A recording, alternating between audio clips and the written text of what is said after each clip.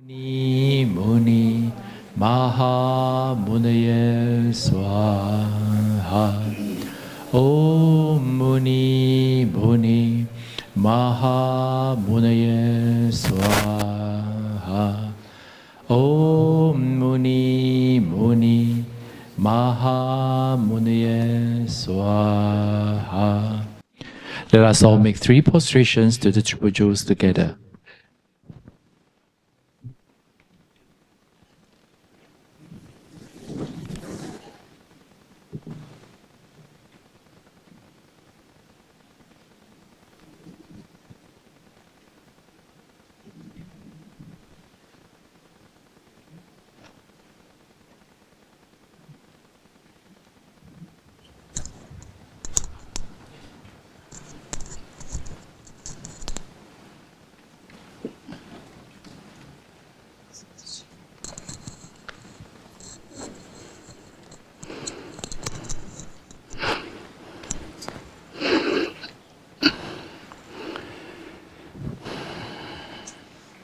Please be seated.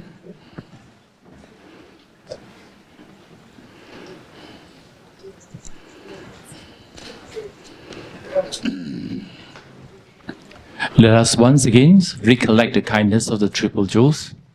And with a full gratitude in heart, let us all place our palms together to request Geshe to give teaching according to the well-wishes and capacities of the students. I go for refuge and turn my light to the Buddha, the Dharma, the Sangha. By my accumulations of the practice of giving and so forth, may I become a Buddha to benefit all sentient beings. I go for refuge and turn my light to the Buddha, the Dharma, the Sangha. By my accumulations of the practice of giving and so forth, may I become a Buddha to benefit all sentient beings. I go for refuge and turn my light to the Buddha, the Dharma, the Sangha. By my accumulations of the practice of giving and so forth, may I become a Buddha to benefit all sentient beings.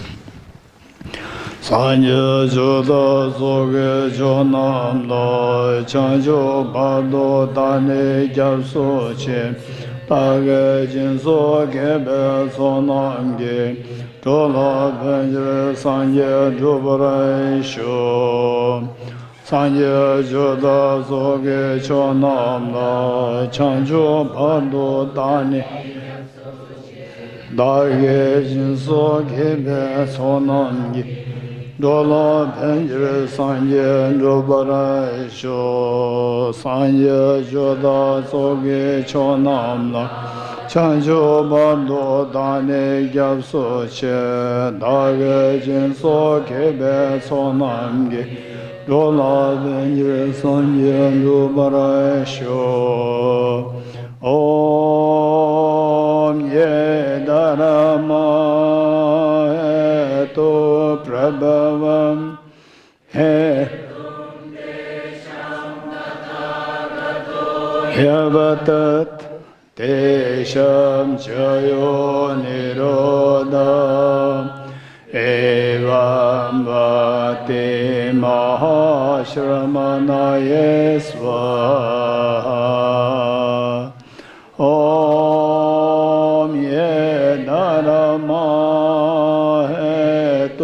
Prabhavam Hetum Tesham Dathagato Yavatat Tesham Chayo Nirodha Evam Vati Mahashramanaye Svaha Om Ye Dharma Hetu Prabhavam Hetum Tesham Dathagato Yavadat Tesham Chayo Nirodha Evam Vati Mahashramanaye Svaha. All phenomena arise from causes. The causes are taught by the Tathagata. The cessation causes as well as taught by the Great Seer. Okay, when we, every time we say this refuge in Buddhajita verse, I go for refuge and am enlightened to the Buddha, the Dhamma, the Sangha. Then what? I may accumulation is practice of giving and so forth, may I become a Buddha to benefit all sentient beings. So when we say, I go for refuge until I'm enlightened to the Buddha, the Dhamma, and the Sangha. Okay, Buddha, the one who, so in the form of causal state of the Buddha as a refuge, the Buddha Shakyamuni to inspire us, to bless us, to give us teachings. Then the resultant state, you, when you are going to become Buddha, that also becomes your resultant refuge. When you, as a result, you become a Buddha, that protects you fully. Because if you become a Buddha, then you don't have to fear of anything.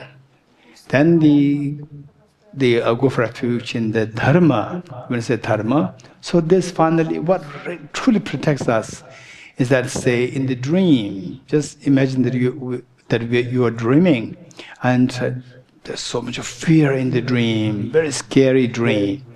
And then in the dream there can be some protection, like somebody comes, like your dad, like your mom, or your brother, sister, friends, they come and say, what's the problem? Oh, there's a ghost there, or there's a tiger there.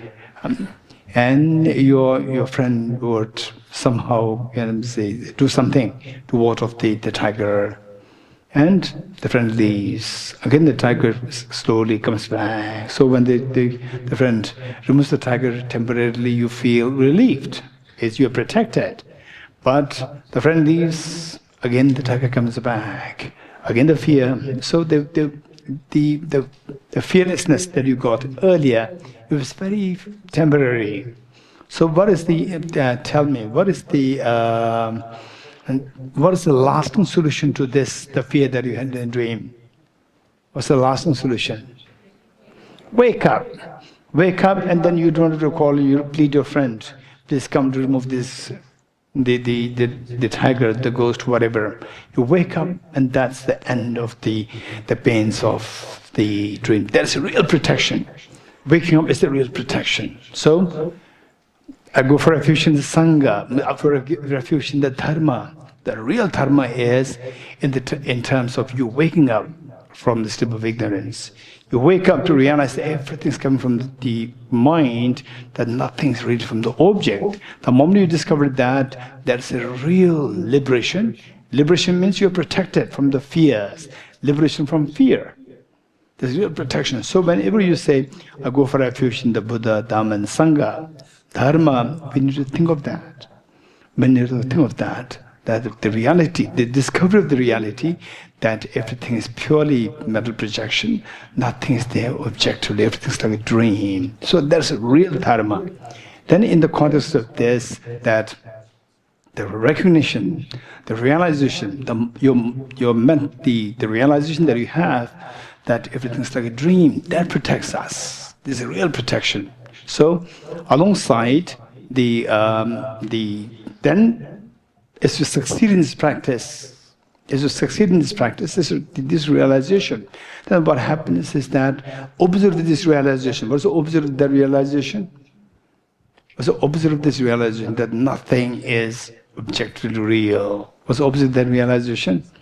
Everything's objectively real. Okay, so everything's objectively real. What is this mindset?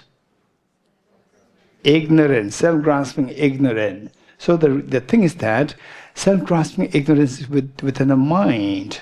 So as the heat, we're suffering from cold, and as you introduce the heat, the cold gradually disappears. As the heat is more intensified, the cold disappears more. So likewise, this recognition, the realization that everything's objective real, is just purely coming from my mind. Nothing objectively really exists. The more you realize this, self-grasping ignorance, which is lying there within us since time immemorial till today, which attracts all the fears, that diminishes. The power, the intensity of that is mitigated, but it's practice. And as you meditate on this more and more, then this mindset, which views things objectively real, the self-grasping ignorance, the real demon that gets mitigated, the intensity and the power of that is mitigated. So this is where then gradually your mind becomes more and more fearless, because what attracts the fear is removed. Gradually is removed, then the fearless is born within you. So the real protection is protection in the form of your mind itself, recognizing things as empty of objective reality, like dream, number one. Number two, that the self-grasping ignorance diminishes, the diminishing of the self-grasping ignorance. These two are the real meaning of dharma. And when you say dharmam sharanam gacchami, or I go for refuge in the dharma, these are two things to be remembered. These two things to be remembered, and also when we recite Gadde para samgadde bodhi, so it means go beyond, go from where we are, from the samsara, the painful samsara, to the state of painlessness, the state of fearlessness. Keep going there in steps. So what do you mean by going there? There's no physical journey. It's a pure mental journey. Go from the state of self-grasping to the state of freedom from self-grasping. Go from the state of the lack of recognition, viewing things objectively real, to the state of the state where you realize that things are all empty of intrinsic reality. So this must be remembered whenever we say Gadde para samgad. This should be a reminder for us. It's not like that you recite this mantra and some miracle happens. No, there's no miracle. This is just a very pure, factual, realistic approach the Buddha taught us, that you are the master of yourself. Who else is there as your master? The one who tames one's mind is wise and will be liberated. So you are the master of yourself. Realize that things are all dreamlike, things are all empty of intrinsic reality. That makes you the master. That is the master of your own, the freedom of your own, the fearlessness. So keeping this in mind every time we recite this, Gadde para samgad Buddha, or every time we recite, I go for refuge until I'm enlightened to the Buddha, Dharma. When you say Dharma, this must come to mind. This must come to a mind. This is very important. Ye dharma hetu prabhava, hetum tesham tathagata hyevatat. All these phenomena arise from the causes, and what the causes are, and identify self-grasping ignorance, my perception of things as intrinsically real. That is the cause of all my miseries. Then, tesham jayo nirodha. How to bring an end to this cause of the miseries is by the realization that things are empty of intrinsic. So every time these teachings of the Buddha, the mantras you recite, we try to see how it makes sense to us. They will all make sense to us when you see that only if I realize that it's like dream, this is all empty of intrinsic reality, then you can expect to be freed. Nobody can protect us. Nobody can protect us if we don't wake up from the sleep of ignorance, if we don't realize that things are empty of intrinsic reality. So nobody can protect us. Thousands of Buddhas are there with you, cannot protect us. Buddha himself said it. I show you the path and you walk the path. I cannot walk for you.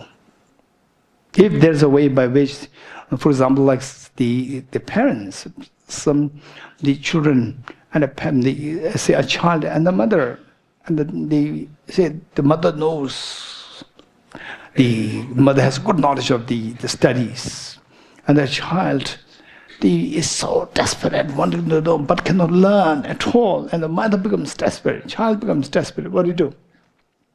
Because if the child is so intelligent, then the mother just teaches, and the child may really find it so easy. But if child learns so slow, what do? Mother cannot, whatever her knowledge, the knowledge that she has, she cannot pass it down to you. So the Buddha said, Buddha doesn't watch the negativities of beings, nor does he remove the miseries by his hands. It is only through, and does he transfer realizations to the beings. It is only through teaching the suchness that beings are liberated. What does it mean by that? It means that teach the suchness that things don't really exist the way they appear to you. You are in sleep, you are in dream, you're dreaming. Wake up from the dream. So the Buddha teaches us how to wake up from the dream of samsara. So for that, what we are studying that was so precious. You may find it a little technical. Don't give up. The thing is that just imagine how much I read it just to prepare for this class. How much I read. One passage I read it 10, 20 times. Staying late in the middle of the night studying to make sure that the English translation is accurate and some edge is given and how to make it easy. All these I'm thinking. So what I'm saying is that this is what we need to remember. So with this mind fun, nobody can protect us. And yet you have the Buddhanature, don't forget it. You have the Buddhanature, you can't do it. The only thing is that never give up. So one time, when I was requested to give a teaching retreat in one center, the center director came to know the level of the retreat that we do. And the center director came to one of the retreats to check what is the level of the retreat. And after that, then the director told me that, Geshe, shall we make an announcement saying that the retreat is meant for only the advanced students, because your teachings are very high level. Only for the advanced. I said that don't do it. Anybody can join it. I only want two things from the participants. One is that the person should have interest in what we are doing. Interest. Number two, person should be consistent. Interest doesn't mean that you already should be an advanced student. Not necessary. You should be interested in this. Number two, should be consistent. It should not be like sign up for the retreat and wait for the audience. You're getting it? Should be consistent. Should be consistent.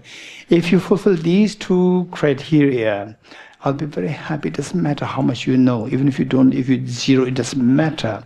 You are very precious. So because you also have to be advanced students and beginners all don't want to shed tears. All have to stop the tears. So this is a way. And who can realize that this is entrance reality? Those who put effort in the study of the correct information. Study of the correct information, complete information, and systematic information. Only these people will succeed. So therefore the Buddha remained silent for 49 days to tell the people that this is a serious matter. Don't take it lightly. It's about you stopping the painful tears of samsara. If you want to stop it, this is a very serious matter. You take it very seriously to study this. So just to give this information, the Buddha remained silent 49 days. If it's just so easy, just give some blessings and the people go and then recite some mantras and then few years you become enlightened. Buddha did not really have to sit for 49 days in silence. So having said this, okay, we turn to page 193, and I did mention this earlier that I may bring some other chapters before some technical points, because some are quite technical and some are easier. So we'll mix the two.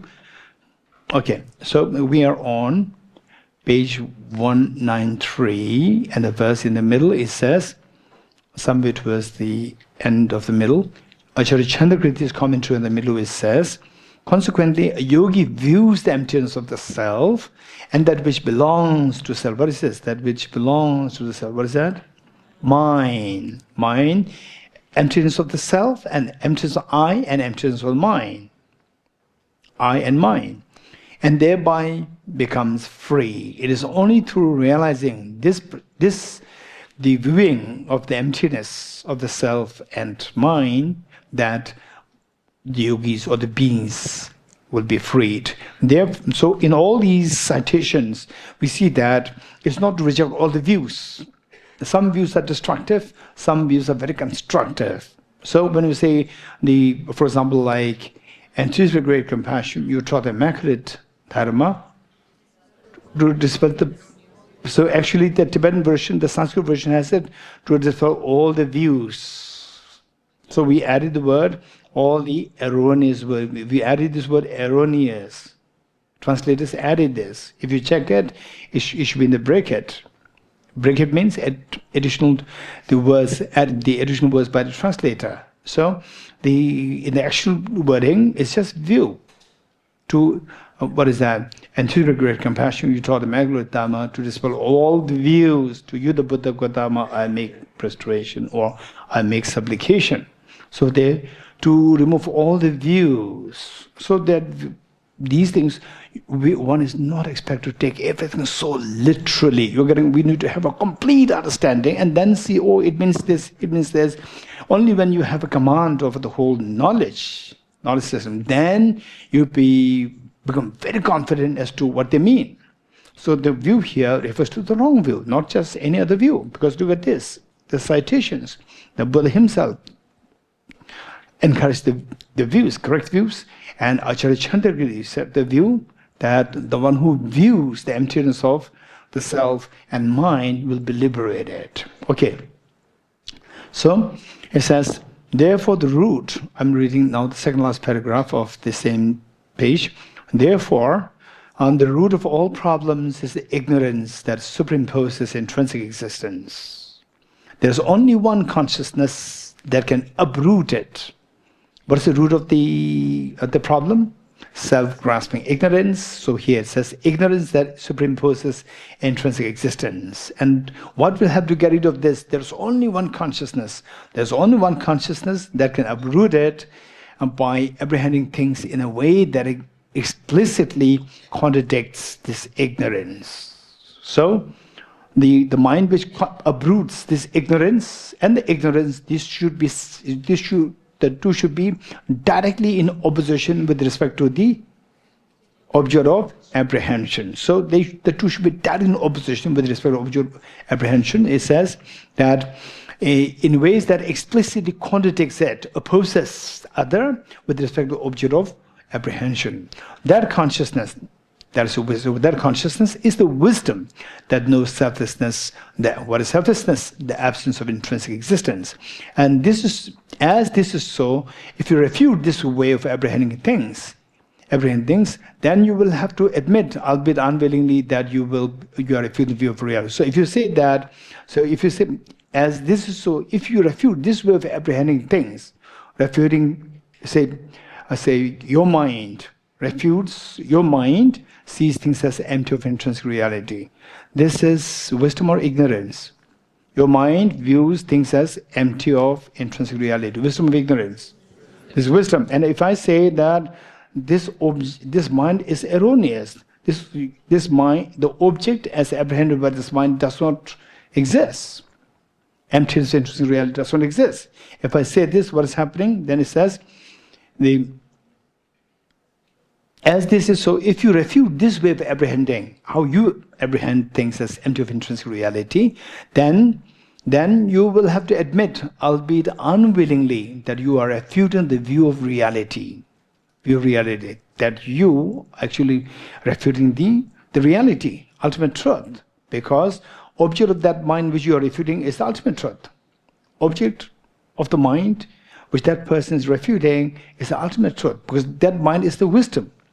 The ultimate wisdom. And if you refute the object of this wisdom, you are refuting the reality. So, the Buddha taught that everything, what is the third seal? What is the third of the four seals? Everything is the nature of emptiness and selflessness. And if you realize this, what is the benefit? Transcending sorrow is absolute peace. Your sorrow will be transcended. This is for that purpose. And then the very object, the recognition or realization of which your sorrow is going to be transcended. If you say this object is non-existent, then where is the solution to get rid of all the sorrows? You will continue sorrow. Okay. At the point where Aridevas, the Bodhisattva Aridevas 400 stanzas says, there's no second door to peace. Peace here is the transcending sorrow is absolute peace. That is nirvana, or so say, the grosser level of peace is nirvana, then the subtler level of peace is Buddhahood. So there's no second door to peace. The only door is the wisdom of emptiness. This is the door to the nirvana, the peace of nirvana or Buddhahood. Acharya Chandrakirti's commentary on the 400 stanzas says, the extinction of attachment is the cause of attaining nirvana. And except for the view of the absence of intrinsic existence, there is no other teaching that can cause that extinction of attachment. So, this is very important. Particularly, I would say that we try best what we learned days ago, 2 or 3 days ago. We talked about the citation from Arya-Nagarjuna's text, ceasing karma affliction says, nirvana, karma afflictions arise from conceptualization of inappropriate tension, which in turn arises from the elaboration of self-grasping ignorance, and the elaboration ceases by or into the emptiness. Okay, so as said there, so to really see emptiness, of course, all these steps must be embraced. The first, and the gross karmas, all the gross karmas must be stopped while we talk. Just to offend others. Stop these things. If you don't stop, this all coming from the poison, self-grasping ignorance, self-centered attitude, all these nasty words coming out just to offend others. Very unskillful. And then physically, all the wrong things that we're doing, and mentally wrong things we're thinking. So all these actions, contaminant karmas, grossly contaminant karmas, particularly the grossly negative karmas, which the first thing is harming others. All these karmas must be stopped. If we don't stop this, so study is one thing, and then in real life is very different. For example, let's say, for example, like cheesecake, or let's say non-veg. Let's say non-veg. I relish non-veg. So these things, okay, if you're non-veg, so I'm not saying, stop it, you're so bad. No, that's not what I'm saying. What I'm saying is that if you're non-veg, just think of the animal who died for your food. Just think of that. It's not easy. Somebody has lost life for you. Think of that. And with this, just feel that, okay, it's not right. Just at least acknowledge that it's not right what I'm doing. It's not right. It's not right what I'm doing. And at least pray for this animal. So gradually, let my compassion expand to infinity, that I don't have to resort to exterminating, directly or indirectly, exterminating the life of somebody else, that I be able to cherish the life of others.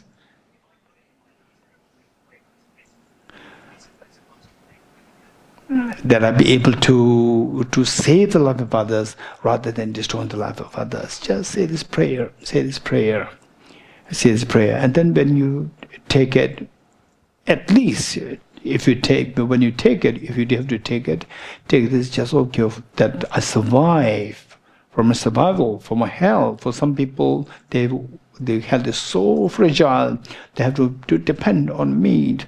Then for my health, not for my luxury, not for my taste, just for the craving for the taste, not for that purpose. So think of this animal and pray that when I put effort, study, emptiness, all these things, may all these who contributed to what I'm doing, who lost their life, may they also be with me. Just include them in your prayers, and at least try to stay away from. There are two things.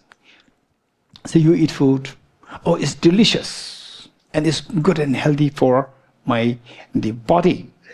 So delicious, purely craving, and it's good. It's good. It's very good food. It's the good. Good can mean good for your health. Good for your health. So this is a subtler self-cherishing, and it can also be wise way of thinking, because that I should be healthy. And then I can study the Dhamma more, practice the Dhamma more. So this is very wise. And some other people, just for the physical look, nice gym, Gym doesn't mean that it's purely for your the craving to look nice. No, it's for your good health. But some people, it's just for the nice look. So in fact, couples, the friend, outside the couples. I don't know what now he's doing. He started to go to the gym. I don't understand it. Okay, so you understand what I'm saying? You're getting it? Now he started to go to the gym. Earlier he doesn't need to go to. What's happening? I don't know. This is what some people are saying, right? Okay, this is purely for the body. But some people may be at a certain age, they realize this, okay, now I have to go to the gym, I have to retake it. Otherwise I see that my body is becoming, earlier I can get up straight up. Now I have to put both the two hands down. I have to go to the gym. That's nice. But for some other purpose, I don't know. Okay. So having said this, so first we just try best to stay away from, say the gross negative karmas. If we don't put effort, say, if indulgence or indulging in this particular action is for like, say, 80% strong, if you don't try to minimize it to 75, or if not 75, or 70, 78, if you don't put effort in minimizing that, then to see emptiness is impossible. No, we are not perfect. We are samsaric beings. But let us not stay there. Contaminant karmas we can minimize.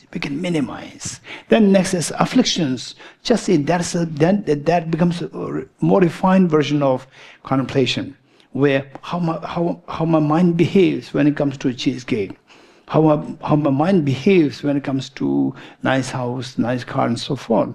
There's nothing wrong in having big houses. There's nothing wrong in having the good cars.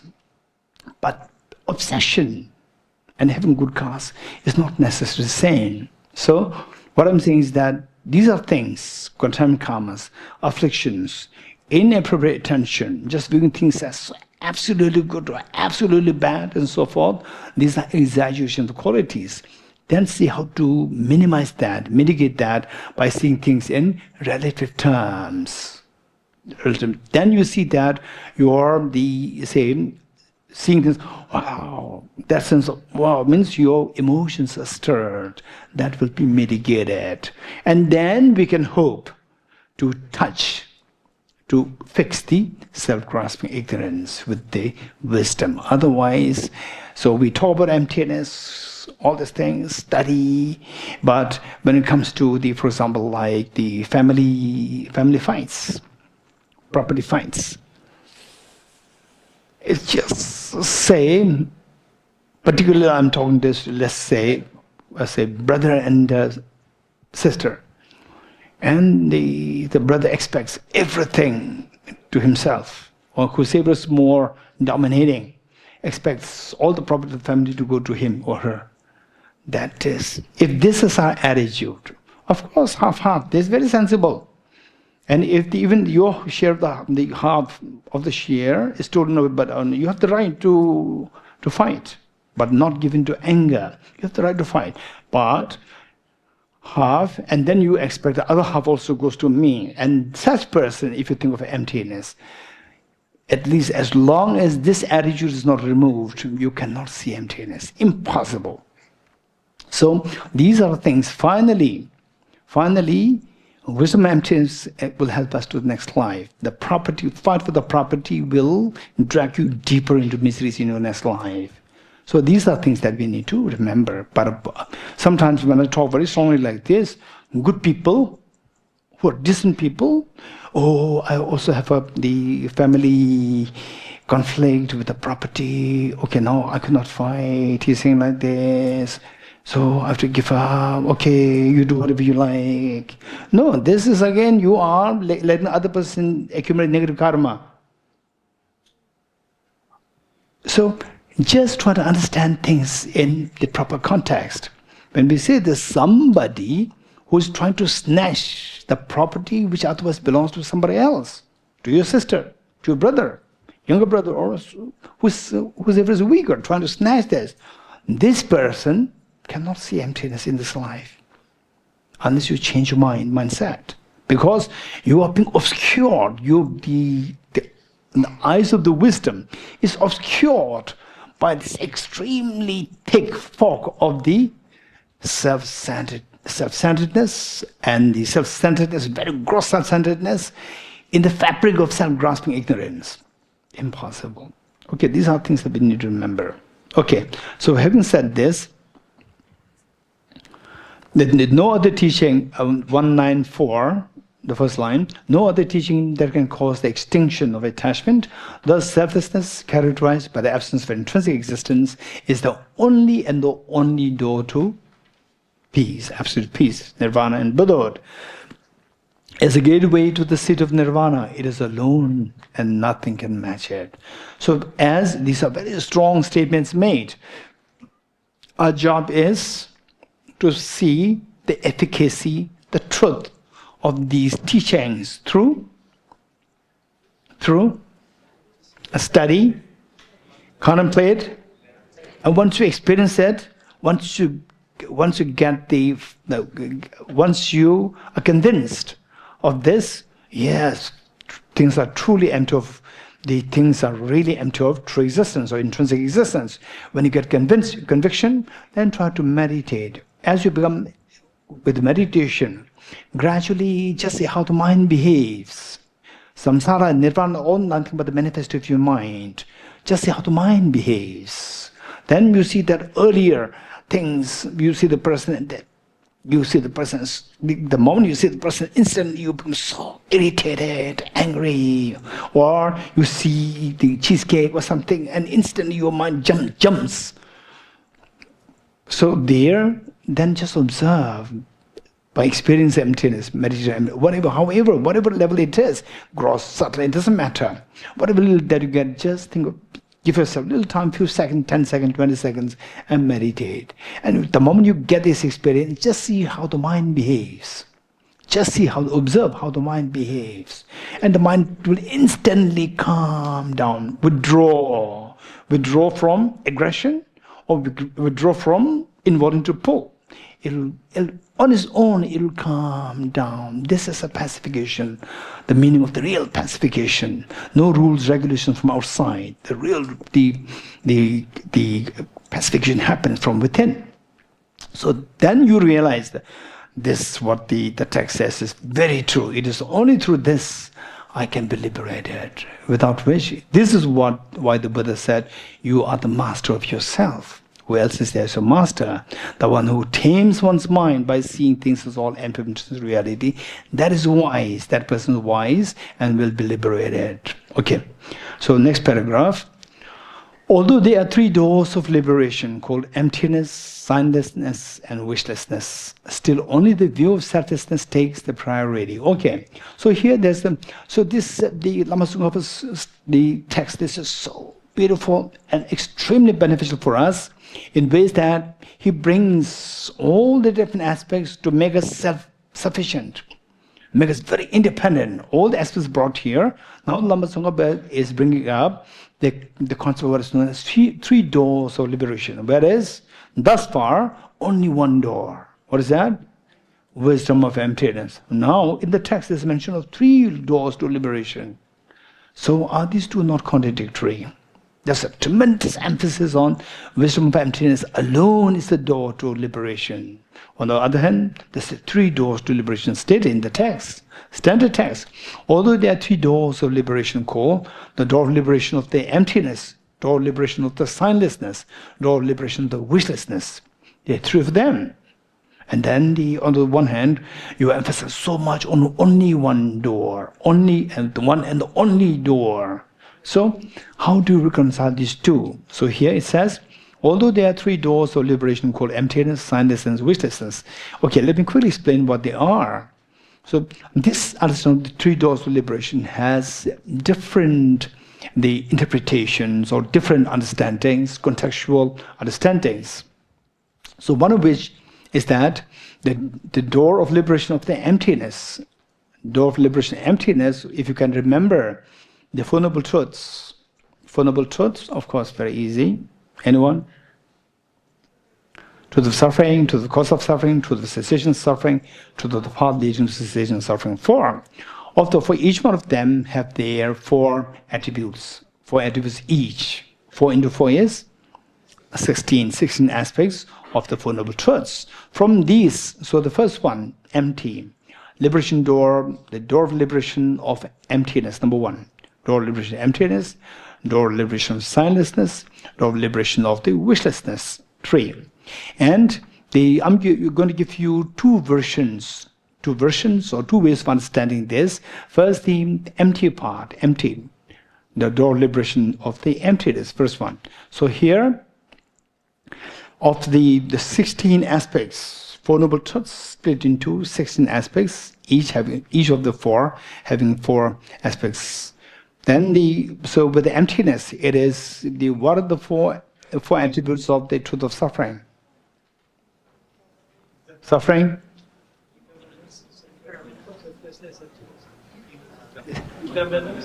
Impermanence, suffering, selflessness, and emptiness. 4. Okay. So of the 4, when we say empty here, so in this door of liberation of the emptiness, of the 3 liberation, of the 3 doors, the first one, door of liberation of the emptiness, in it, of the 16 aspects, 2 are included. 2. That is the emptiness and selflessness. The 2 of the aspects out of the 4 of the noble truth of suffering.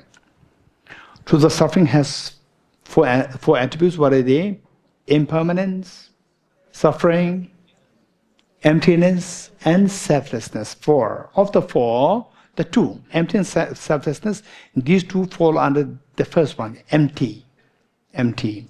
So 2 are gone out of 16, 2 are gone. Okay. How many of you have heard that there's something known as the 16 attributes of the Four Noble Truths? Raise your hand. I'm not asking what are they. Don't worry. I heard about 16 somewhere, but NMC 1, I did hear somewhere. Okay, raise hands. I did hear somewhere. Very good. Okay. Of the 16, actually later on, when I say these things, is very particular for NMC 1 and NMC 2. If you don't go into these details, what are the 16 aspects? They don't require all these going to the debates and so forth. Not just enumerate what they are, learn it by heart, and try to remember and try to see the opposites of these 16. This is something doable. And if NMC 1 and NMC 2, you don't do that, then I can't imagine any other in the world, except for these big monastic universities, Drepung, Sera, Ganden, and then the Satya, Kagyu, Nyingma. So the big institute, keeping them aside, I can't expect anybody to really learn these technicalities. So you must. I would suggest you must do that. You must do. If some of you must have learned it very rigorously, and then after a while it subsided, and now it doesn't come to my mind. It doesn't matter. You revise it. It'll come back to very quickly. Okay, raise your hands, those who tried. Those who tried 16 aspects, at least once in the past. Raise your hands, those who tried. Very good.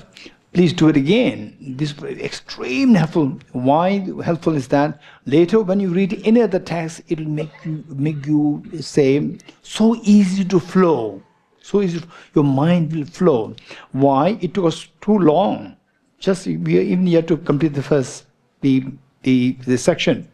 Because the hard working here, this is place where I came from IBD, Institute of Buddhist Dialectics, and then moved here, and I was requested to be the editor in Drepung Loseling Library, and for the first time the library bought a computer. For the first time, a computer, and those computer, if your hands are so fast,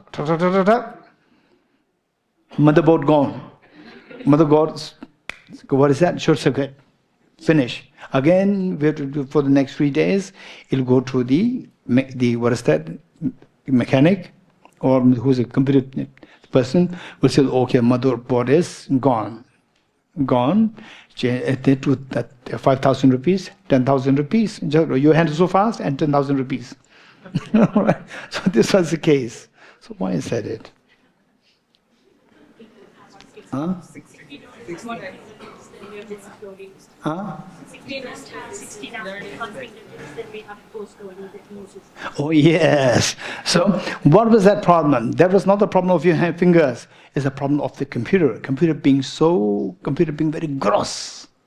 Computer very gross. So what should be the thing? Your hand should slow down, or the computer should be upgraded.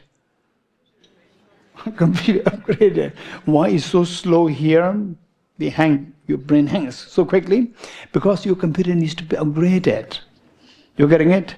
Your computer, your brain needs to be upgraded. How to upgrade it? Study more. What are 16 aspects? Remember these things. Then later you'll become very motherboard is fixed. What are 16 aspects? They're all there. All things are ready made on your fingertips. Then you read this text, the pace is going to be faster. You're getting it? And then your focus, your energy will not be drained by what is this? The emptiness, signlessness, what is that? I don't understand. So already so much energy is gone. When then the complications, debates come, you don't have energy to go through, and you say that I don't understand it. So whereas your energy will be conserved, and that energy will be used to go into the debates, to understand the nuances. Okay, so out of the 16 aspects, the first one, the door of liberation of the emptiness. So there, only two aspects are there. What are there? Emptiness and selflessness, which fall under the two of the four aspects of the truth of the suffering. Okay. The next is the signlessness. For the signlessness, it's quite easy. All the four aspects, four attributes of the truth of the cessation, and the four attributes of the truth of the path leading to the cessation. Easy? So how many there for the signlessness? 8 are there. 8 are there. Then for the wishlessness, from the first truth. Now whatever remaining, it falls under wishlessness. From the first, the truth of suffering, what is left? Impermanence is left, suffering is left, 2, plus all the four aspects of the truth of the cause of suffering are left. So let me repeat it. For the wishlessness, impermanence, and suffering nature, these two come from the truth of suffering. And then the four aspects of the truth of the cause of suffering. How many are there? 6. 6 are there. In the first 2, in the second 8, in the third 6. So total 16. Okay, this is one. So there, you are not necessarily, the 3 doors of liberation. 3 doors of liberation there, you are not necessarily meditating on the emptiness of intrinsic reality. So although we said emptiness there, it is the gross emptiness. Emptiness of autonomous substantial reality. Emptiness, the emptiness and selflessness that we talk about it there, emptiness and selflessness, that's the 2 aspects under the door of liberation, the emptiness. So there is related to the emptiness of autonomous substantial reality, not the emptiness of intrinsic reality. Okay. So from this we see that, yes, these are the 3 doors of liberation, yes. But then after this you have to go to the final door. What's the final door? The wisdom to realize the emptiness of intrinsic reality. So finally that is above the 3. That is above the 3. That is the priority. Emptiness, the wisdom of the emptiness of intrinsic reality, that is above the 3. That is a final door. Without this, even if you know these 3 doors of liberation, will not help you get there. This is one understanding. Now the second understanding that we need to learn. Second understanding. So this is where, if you can understand the same, so later we will also come to pick up some nuanced debates, which will make our mind very expansive and accommodating, and without any confusion, without any conflicts in your mind. So here, the 3 doors of liberation. Now there's another way of understanding from very standard text. So that is all in the context of the emptiness. That is, for example, emptiness, Okay, so let's say, okay, today I'm feeling happy or I'm feeling sad. So the object that I'm discussing, this sadness of my mind, the pain of my mind, or happiness of my mind, that is the object. And this object did not come randomly, it came from the cause. Cause. So object is cause, and this object will not remain static. It will change to the result, the next moment, that is your result. So the object is cause and the result. There are three things. So you then the second version of understanding the three doors of liberation is that to understand this object, for example, even your pain that you go through, this is also empty of intrinsic reality, number one. This object that I'm talking about is empty of intrinsic reality. This is emptiness, number one. Then this is because of cause. Negative karma which I did in the past. Even that cause is also empty of intrinsic reality. Number two, there is a signlessness. The object that we're discussing, emptiness of that is the emptiness. Then emptiness of the cause, that cause is the signlessness. Then the emptiness of the result is the wishlessness. Don't wish for the result, you're getting wishlessness. So object is cause, and the result, the emptiness, ultimate reality of these three things are referred to as the three doors of liberation. This is one understanding. So don't just confine yourself to only one understanding.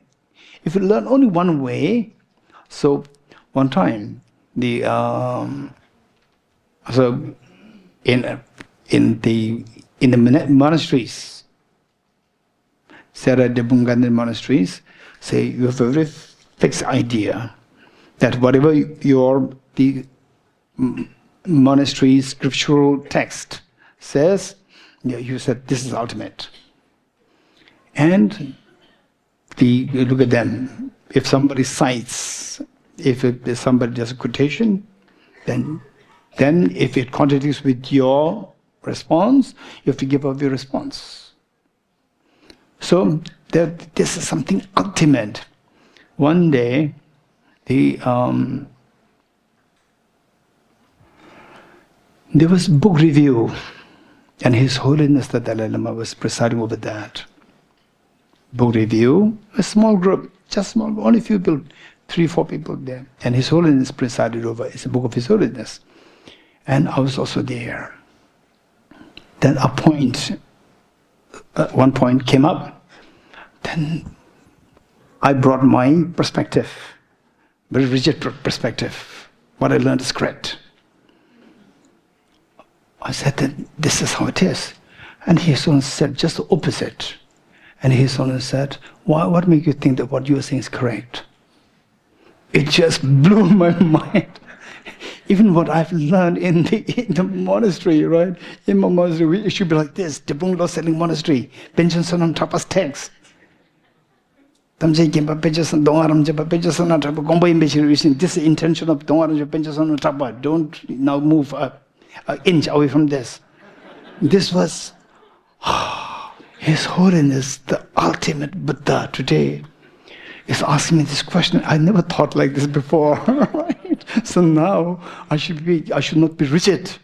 I should be more open to what others have to say, what others are saying. So this really opened my mind. Wow, that's amazing. Okay, so what I'm saying is that three doors of liberation. I already explained one version. I explained the second version. There are many other ways of interpretation. Don't be too rigid.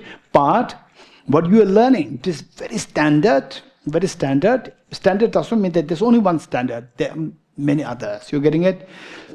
So whatever you learn, this will tell us how to be open-minded. Learn something. Make sure that you have something to grab on. You must have something to grab to. You must. So with this, then if somebody offers you something else, don't be too rigid. Don't be too rigid. You get something and then you discard the old one. No. There's no harm. For example, like, okay, mobile, what? Samsung. And then Motorola. And then what? What are the mobiles? Coco. Then what are the mobiles? Oppo. Then what are the mobiles? Huh? Apple. There are so many versions. There are so many. It's not that mobile is only Apple. Not necessary. There are so many kinds. It doesn't mean that you have Motorola mobile, right? Oh, this is not a mobile. The real mobile is Apple. You then say, then this is not mobile. Throw this. Don't throw this. This is a mobile.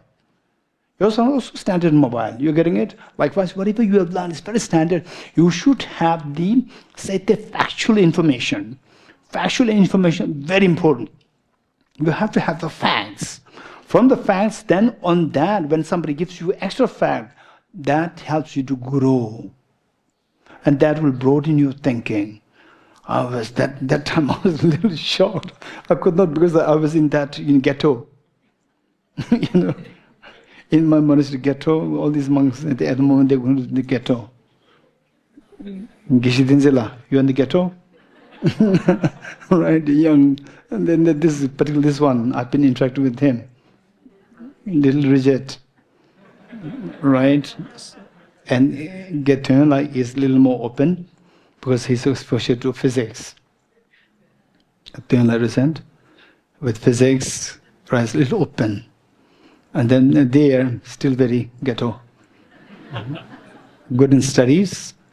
So what I'm saying, Geshe is more open.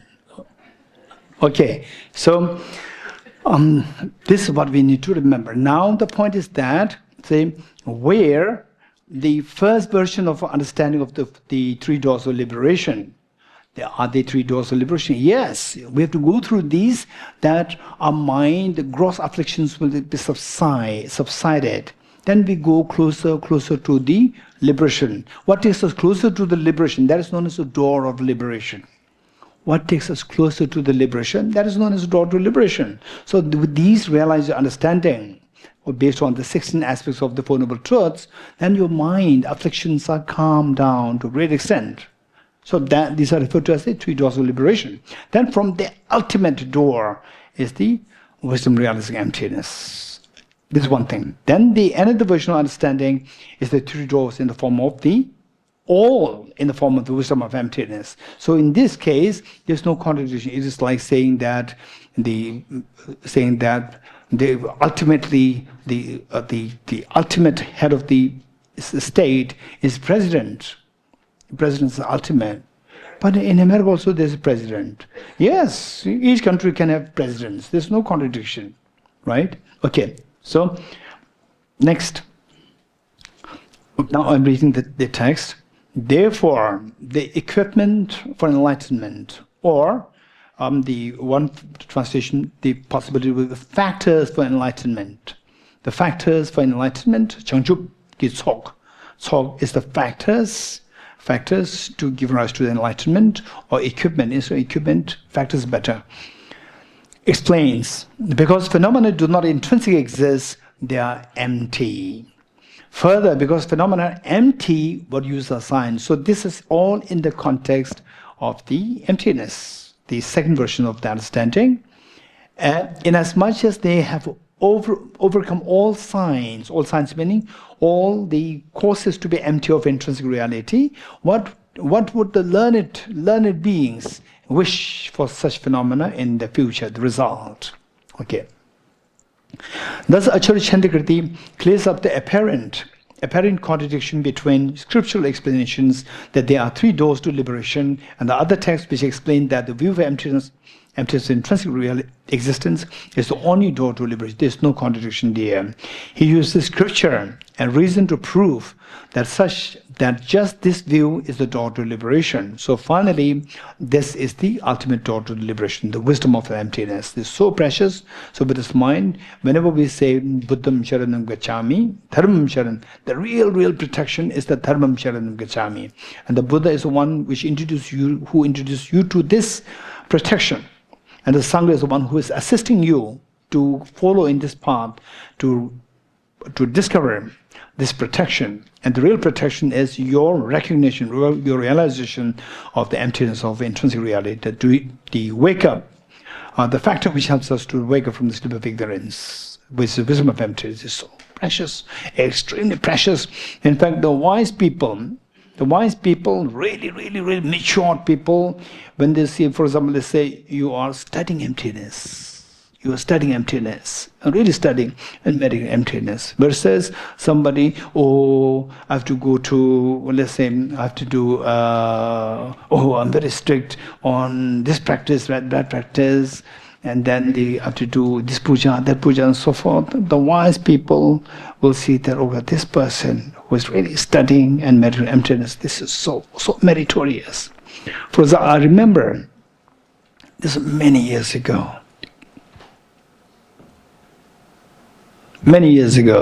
that the Institute of Buddhist Dialectics, we have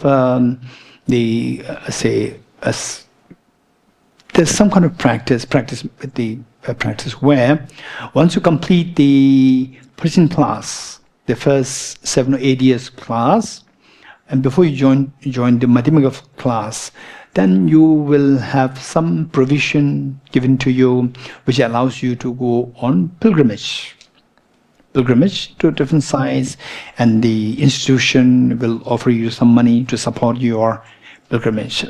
And then I was not really keen on that. Instead, I was more keen to come to here, Drepung Loseling Monastery, and then get teachings from my teacher, Geshe Rinpoche. So from whom we're all going to get teaching on 17th.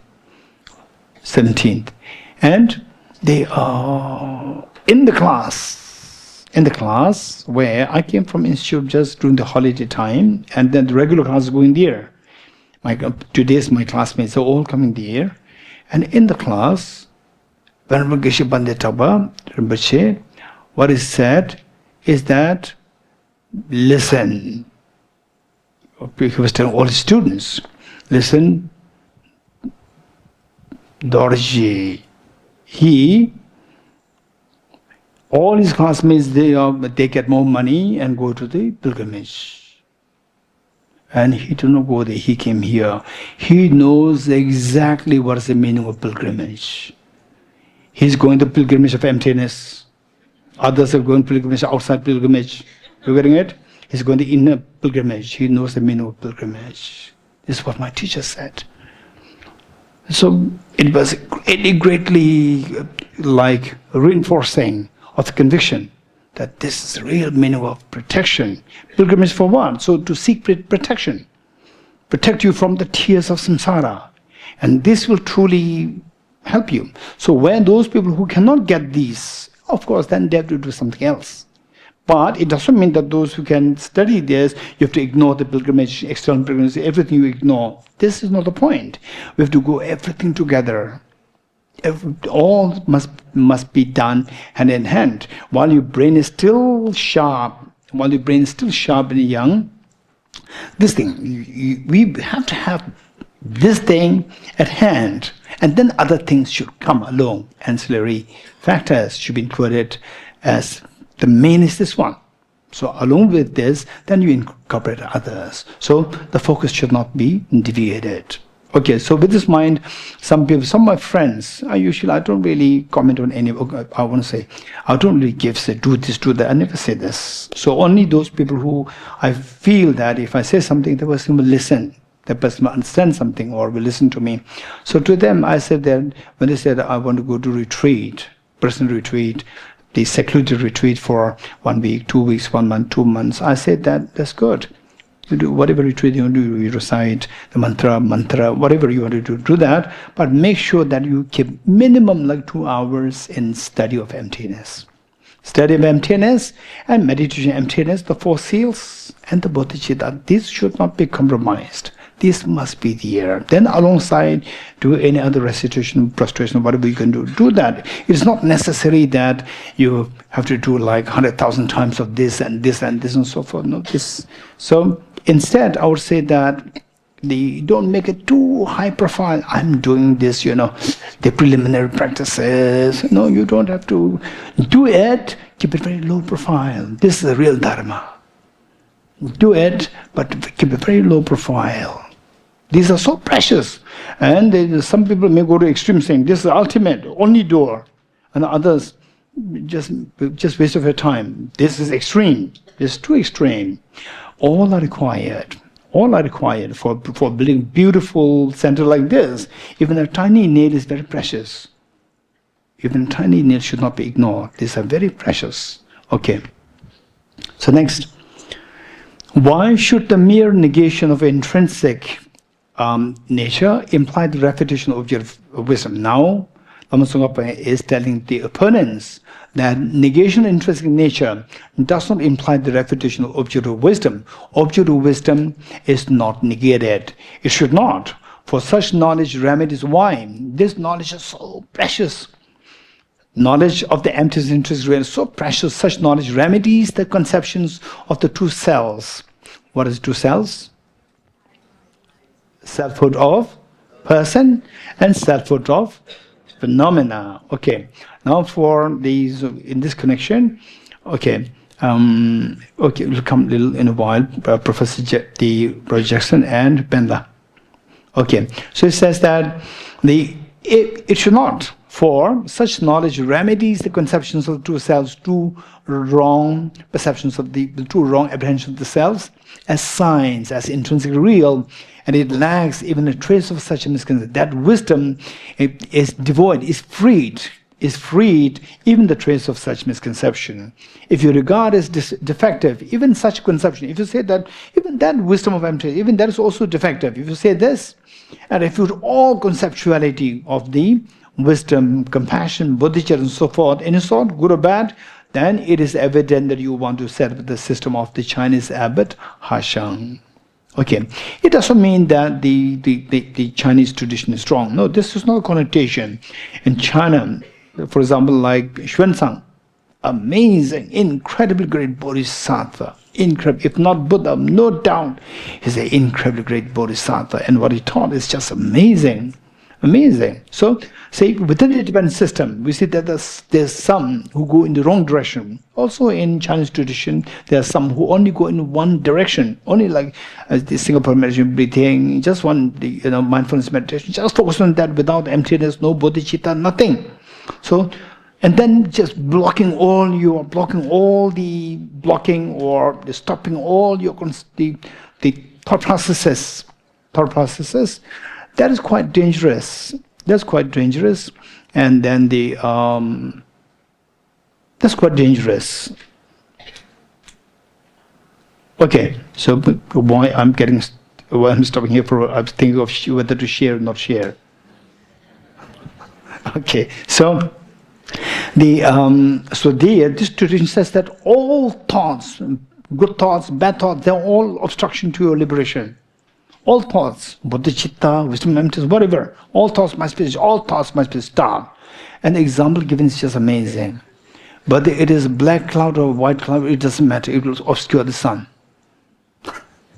Black cloud or white cloud, it doesn't matter.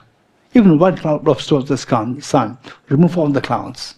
Clouds, metaphor for your thoughts, and the white cloud, metaphor for virtuous thoughts, and the black cloud, metaphor for non-virtuous thoughts. All thoughts obstruct the sun. Remove the thoughts. Remove any thoughts. So this is very deep. Then it discusses the wisdom of emptiness. It discusses the bodhicitta. It discusses all the practices. Okay. Next. Okay. What it says here is chapter 16. But the real outline that we have is, what's the real outline? Outline according to Lama Tsongkhapa is refuting an overly restricted identification of object to be negated. What is that? Maximalist?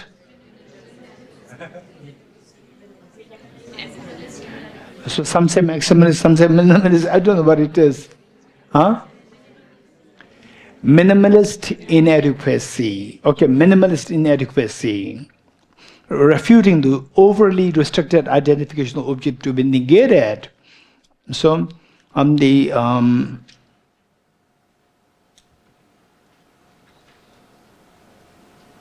what's the problem? Which means that you are to understand emptiness, you have to negate something. What is to be negated is known as object of negation. So, what is object of negation? What is the object negation of the emptiness?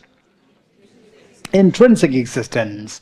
Okay, so if the problem, what is that problem? Minimalist inadequacy. What is that problem like? Anyone who likes to, if one falls into this problem, of minimalist inadequacy with respect to identical object negation, what's the problem? Anyone? Can you give some examples? Okay, David La. Mike, David La.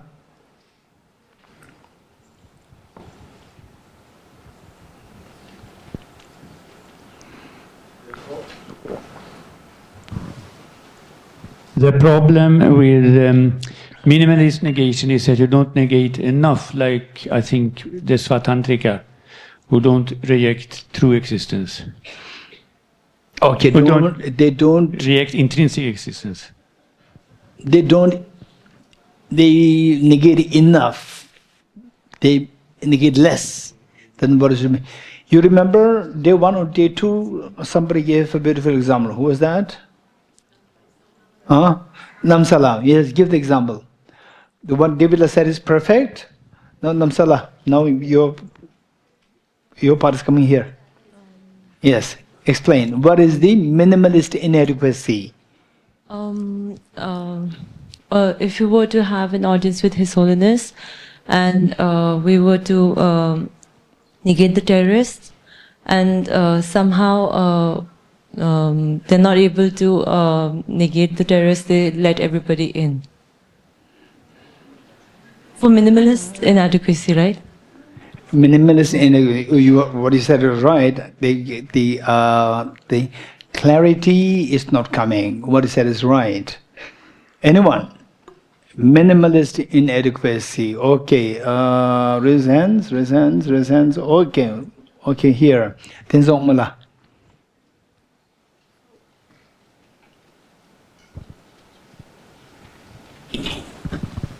So they let in the they don't let in the security guard as well. Okay. I think that is the maximalist redundancy. You reject more, you stop more than what's to be stopped. So they didn't let that. No. Okay. Anyone else? Okay, Tenzi Chambala. Tenzi Chambala here. Here, raise hand. Tenzi Chambala, raise hand higher so that this gentleman can see you.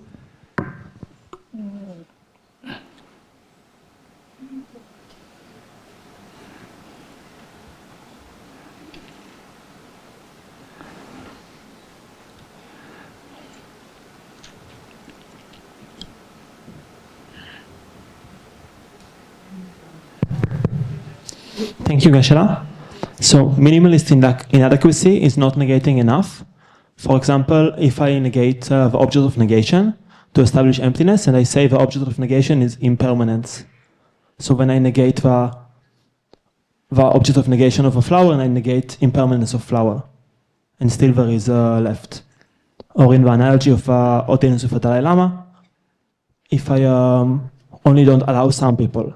Okay, let's say the impermanence. If you identify the object negation, impermanence as object negation, how is it the problem? How is it the problem of the minimalist inadequacy? How?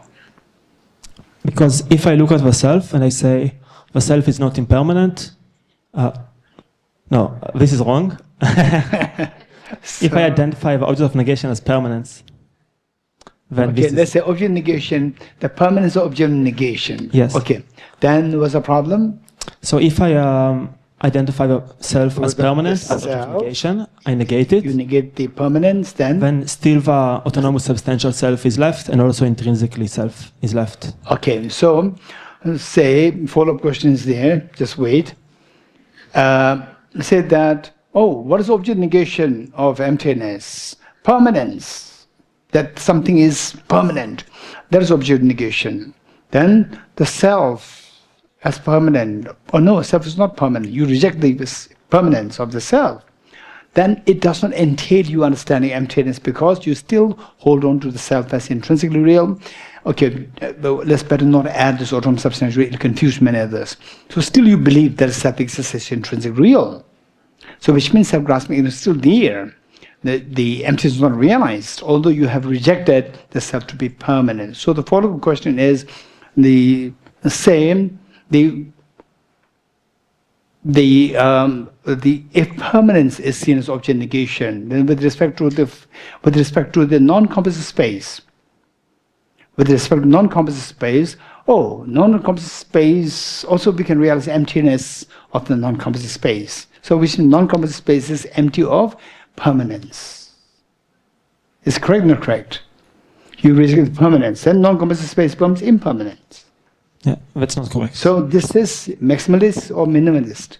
So in relation to non-composite space or permanent phenomena in general, it is maximalist redundancy. You reject more than Yes. what is to be rejected. It becomes maximalist redundancy. You're getting it with the impermanent phenomena, it becomes minimalist inadequacy.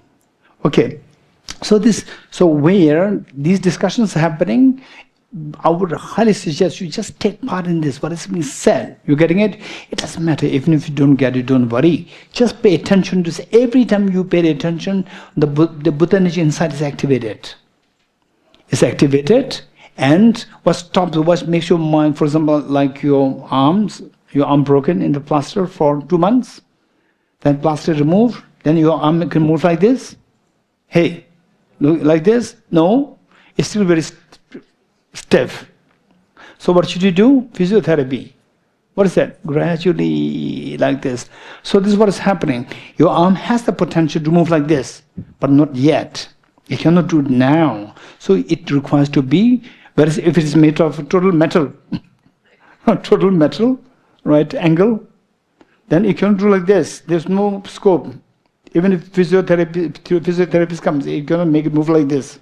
You're going to either break or it'll just bend, finish, remain there.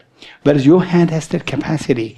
You have the Buddhanature. This Buddhanature activated. Every time you pay attention, your Buddhanature activated, your intelligence is sharpened. You're getting it? This is very important. Okay, so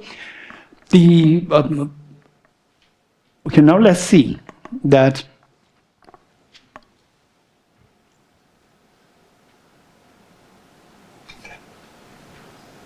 okay. Refuting an overly restricted identification of the object to be negated, or the refuting the object negation in the form of minimalist inadequacy. Opponent, object to be negated. Now you know what object negation of emptiness is. What is object negation of emptiness? Intrinsic existence. What do you mean by intrinsic existence? Hey, you think that your job is done? Intrinsic existence. What do you understand by intrinsic existence? Anyone resents? What do you mean by, okay, every time question asks, even though you may not be getting the chance, but give the answer. Mentally give the answer. You getting it? And whoever gives the answer, check if the two tally, not tally. If you tally, if you agree, well and good. Sometimes you may think it's wrong. Think why is it wrong, how it is wrong. And sometimes you may think that you have the answer, and somebody says something that is more intelligible than what you have said. Wow, this is good. You have learned something new. And if you agree, that's well good. If you know that you agree, which means your mind is also activated. Okay, this is better. Mike, just behind you.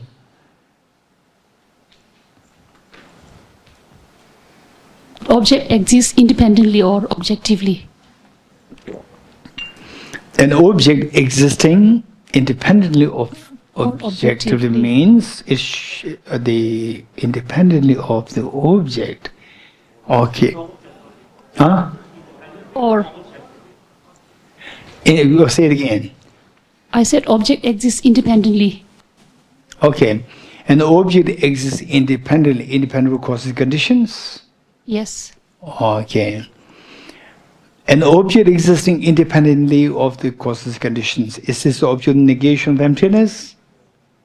Kate? Why no? Huh?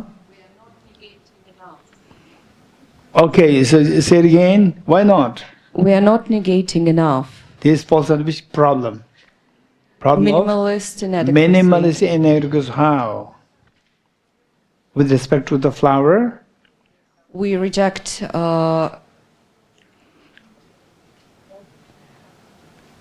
With respect to the flower, when you reject the independence of the cause and conditions, we reject the independence from the cause because it's dependent on cause and conditions. Yes, independence. It is Independence of the dependent cause and on conditions causes is and rejected. conditions. Still, you can hold the flower as intrinsically real. You getting it? Very good. Thank you. Anyone else? What do you understand by intrinsic existence? Varshala? If an object exists intrinsically, then I must find it by ultimate analysis. Okay. Intrinsic existence means an object which is found by ultimate analysis. Is what it's saying? If it does, yes. Okay. Watch this little scared. Okay. From Pune. So she knows that the Pune people, they're watching here. None of them they're watching, and in Pune they're watching. How's the Pune comes in performing? Right, representative. Okay. So then what about emptiness? Emptiness, is it object of negation of emptiness? Because that is the object found by the ultimate analysis. Yes, no. I can hear somebody saying no, no. No, it's not found. No. Yeah. Okay, Tinsipi is saying no, what no? Emptiness is not the object of negation. Okay, no, that we know. Okay, and emptiness is not object of negation. Emptiness is, it should be the object of negation because that is the object found by the ultimate analysis. So, for example, Is it or is not?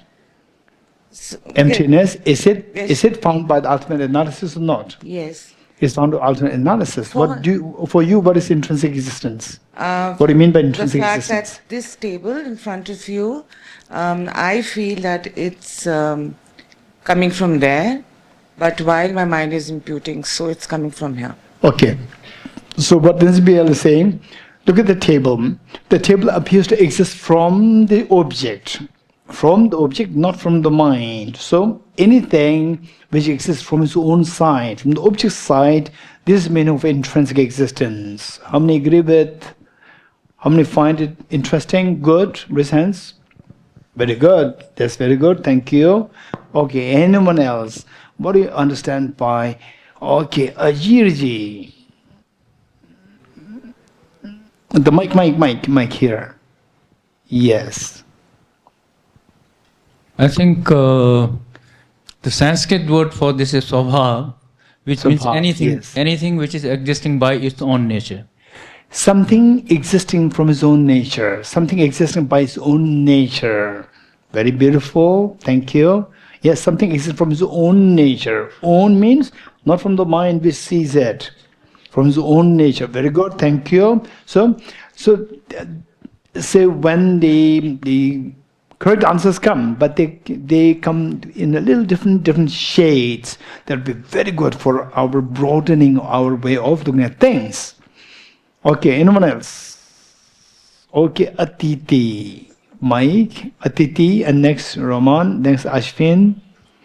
This is very important. Finally, say we talk about what is the object negation of emptiness, intrinsic existence, right? And then what is it? We never think about it. We go, nothing really helps. It doesn't help us. Okay, yes. Thank you, Geshe. Something that exists without mere mental designation. Something which exists independent of mental designation. That's good. Something which exists independent of the mental subjective designation. You just remove the designation, then they should still exist. If something of that kind is there, this is the meaning of intrinsic existence. Thank you. That's very helpful. Next, Ramon.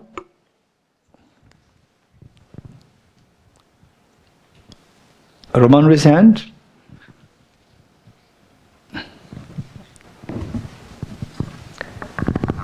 Добрый день, Гешелар. Само существование объекта – это существование объекта в силу его собственных характеристик, а не путем представления перед умом или в силу ума. Venerable Geshe, it's existence of the object by the power of its own characteristic, but not by the power of the mind. I say it again. Представление или в силу ума?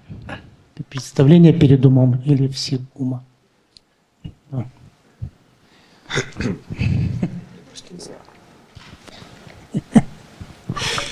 Alex lost his voice, so I'll translate. Intrinsic existence of the object, it is existence by the power of its own characteristics. Yes, this was very good. Something existing. Не в силу, не представление перед умом или не в силу ума? Дополнение. Intrinsic existence of the object, it is such an existence which does not appear in front of mind, in front of a subject or before the subject, and it does exist by the power of its own character. Something which does not exist in front of your mind, but it exists by the power of one's own characteristics. Okay, this is very good. It does not exist in the front of your mind. And okay, I'm confused. In front of your mind. Okay, in front of mind, but from his own characteristics. Or in front of mind, I think this is the parlance of, I would say, more the Chitta Matra. This is very beautiful. Anyway, I like it. Something existing is something which does not exist in front of the mind, but it exists by the power of one's own characteristics. Look, this is a book. This has its color, its own color, shape, the weight, the texture, its own characteristics. It all exists from there, not from the mind. Oh, this is intrinsic, the meaning of intrinsic existence. Thank you. Okay, so before Tenzi Yangchen La, we have Ashwin. Okay, there are 4 of them here. First, Ashwin, very quickly. Geshe, I think it's objective existence is something which exists independently of the 3 levels of dependent origination. Okay, independence of 3. Okay, this is interesting. Anybody who agrees with Ashwin's hands? Or who does not agree with the Ashwin's hands? Or who say it's quite tricky? There are 3. You're going to get resonance? Quite tricky, 3. Okay, good. I'm glad. Oh, Ashwin, keep this in mind. Next, we have Tenzi Yangchen La. Tenzi Yangchen, raise hand. Tenzi Yangchen, raise hand. Yes. Здравствуйте всем. У меня был схожий ответ, что самосущее существование – это такое существование, которое существует вне зависимости от зависимого возникновения.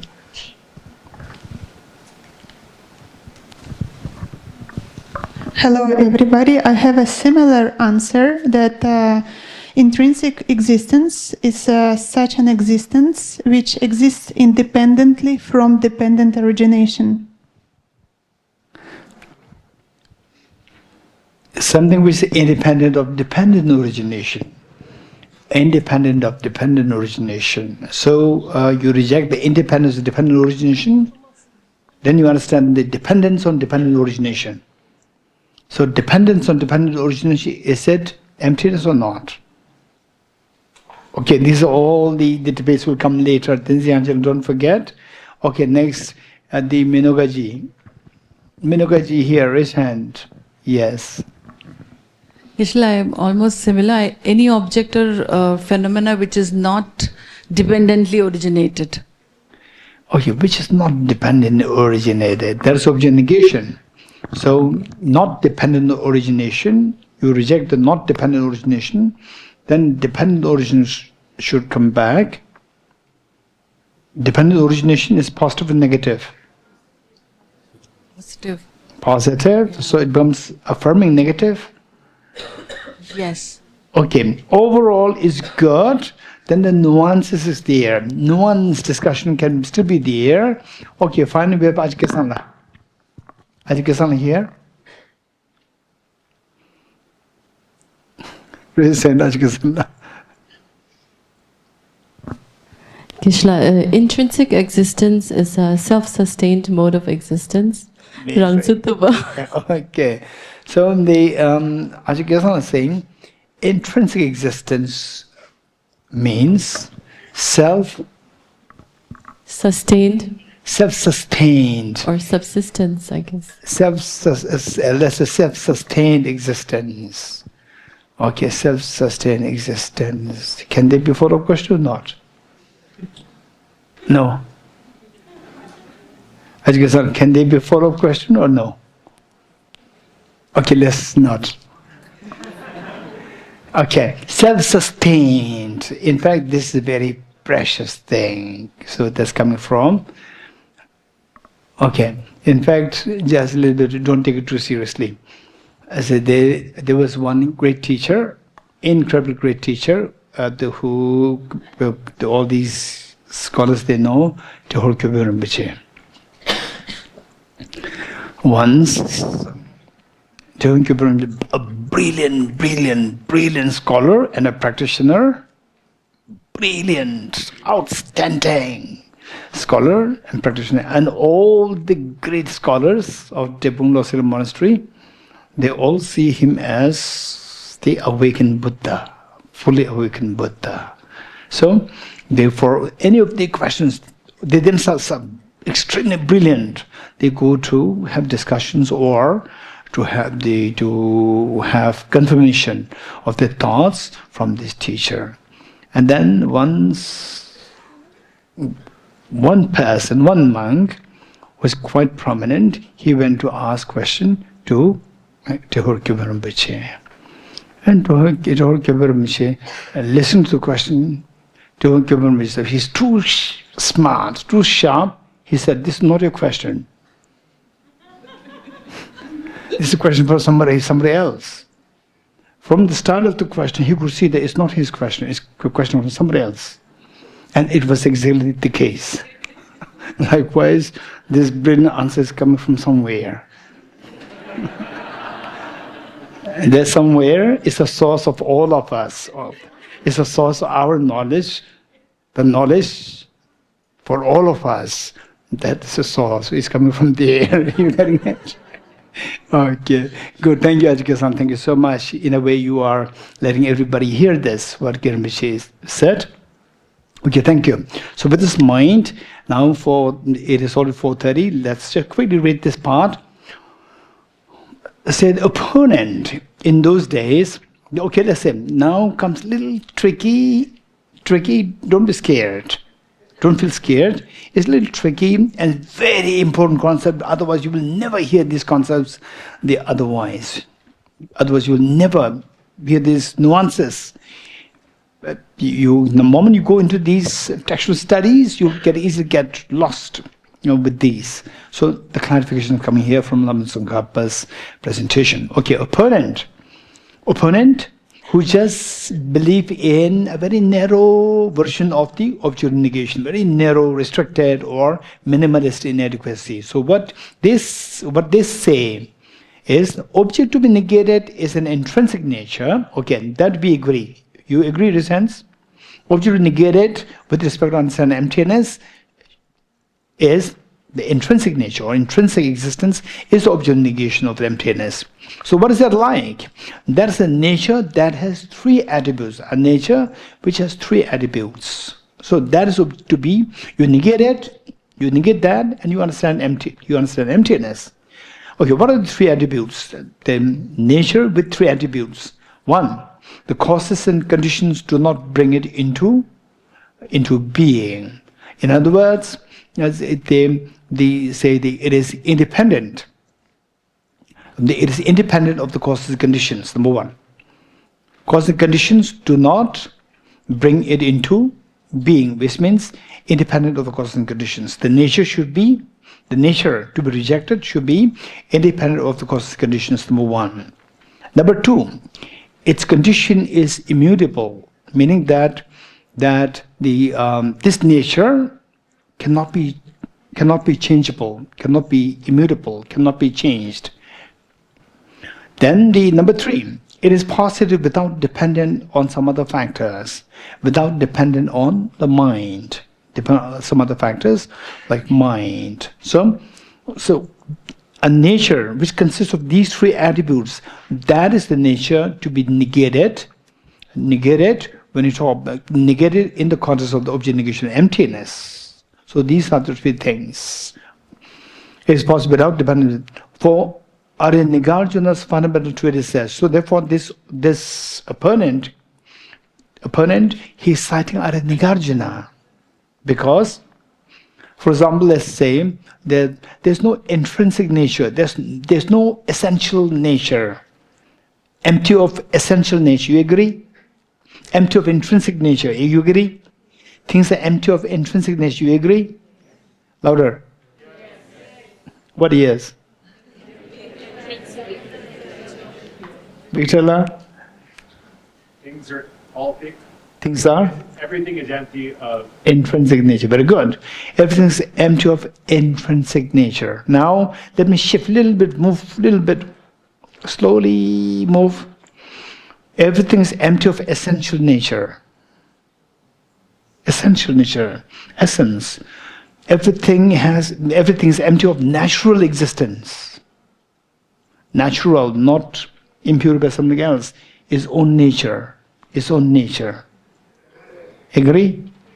Everything is empty of one's own nature. But one does not have any nature. It's coming from the subject. One's own is empty of one's own nature.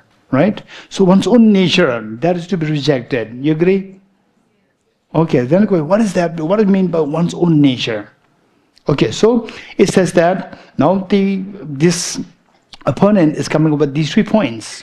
Nature with 3 attributes, very clear. Nature with 3 attributes. Number 1, that nature should be independent of causes and conditions. Number 2, that nature should be immutable.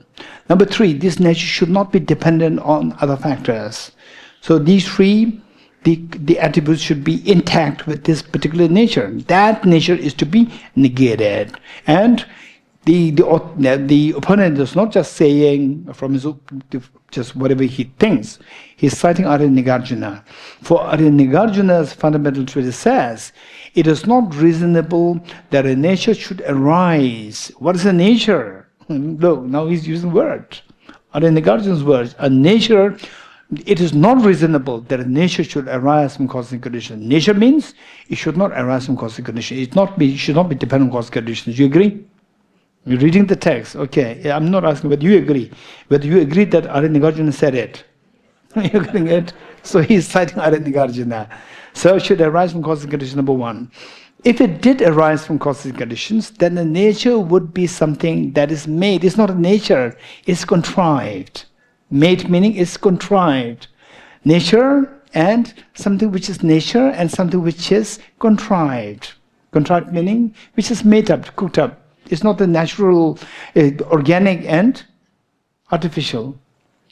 You're getting it? What is organic and? Fertile.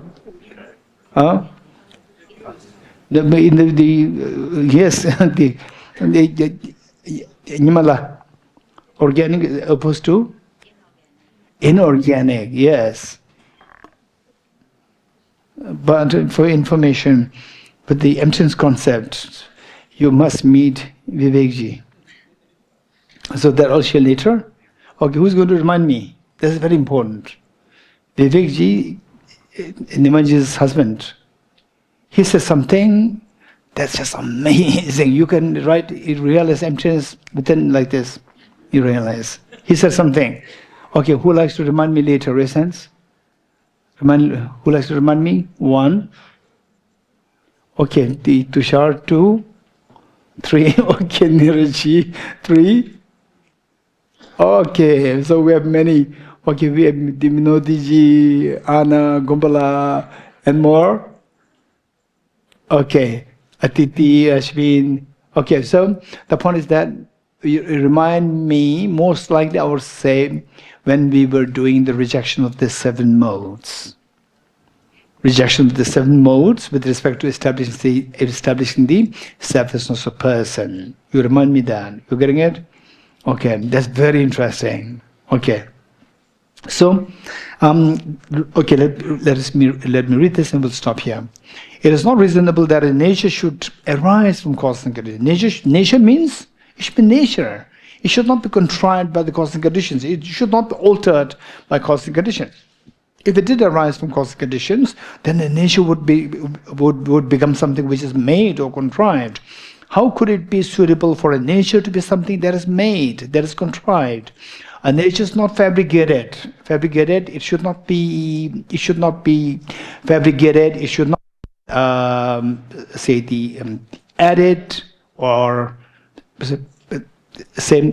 It should not be refined. It should not be refined or fabricated, and does not depend on another. Look, all the three factors indicated here.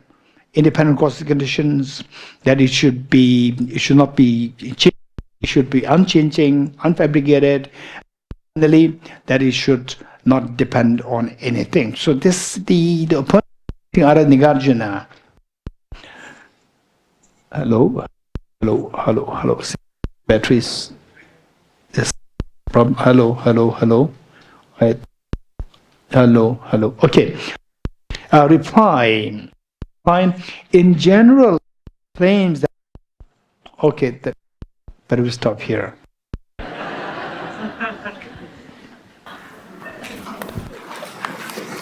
We turn to the end devotion prayer.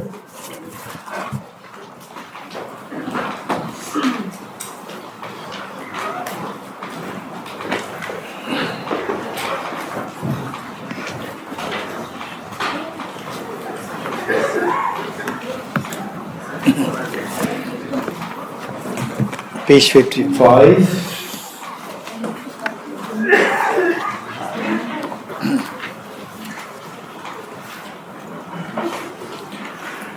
In the land, Ramela,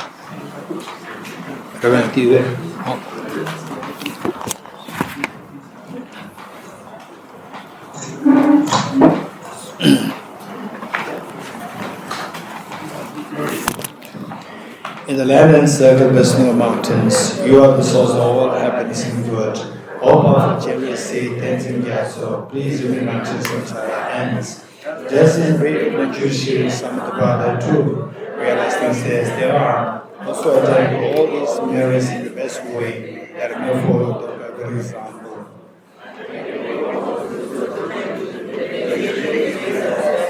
By all the Buddhas who appear in 3 times, so that I might perform the noble Bodhisattva's deeds. A delicate merit that's gathered towards the realization of the deeds in the prayers of Buddhas and Bodhisattvas 3 times and to the upholding of the doctrine of scripture inside.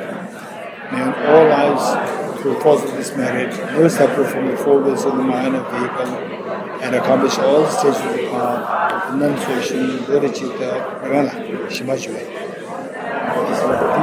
总字儿呗，就是你刚才第一层么这事儿知道的，第操成。